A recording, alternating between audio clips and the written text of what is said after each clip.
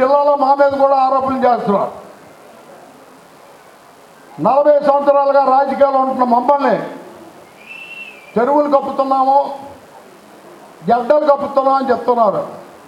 మేము చెప్తున్నాం తెలుగుదేశం పార్టీకి, నీకు దమ్ముంటే ఎక్కడో కూర్చొని మాట్లాడటం కాదు, ఏ చెరువు కప్పావో చెరువు దగ్గర నిలబడి కాగితం చూపించు. ఇంకోటి, నేను వ్యక్తిగతంగా ఇంకా వారం 10 రోజులు ఉంది నామినేషన్కి. నా మీద మీరు చేసిన ఆరోపణలు ఏ ఒక్క ఆరోపణ చూపించే ధైర్యం దమ్ము మీకుంటే నేను నామినేషన్ వేయకుండా రాజకీయాలను నిర్వర్తించుకుంటాను. ఎవరండి? ఇప్పటికీ కూడా వారి అనుచరులు అనకూడదు పట్టాలని పకోడీ పొట్లాలు అమ్మినట్టు ఇప్పటికీ అమ్ముతున్నారు. ఇటువంటి మాయలు మంత్రాలు చేసిన వ్యక్తి ఎవరయ్యారంటే మన స్థానిక వీరభద్రస్వామి.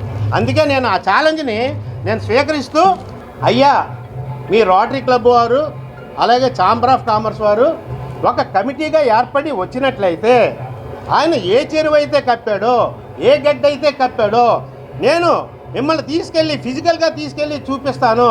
దయచేసి నువ్వు కూడా ఇందులో నీకు భాగస్వామ్యం లేదని భావిస్తే నువ్వు కూడా రోటరీ క్లబ్ వాళ్ళకి ఒక లెటర్ రాయి.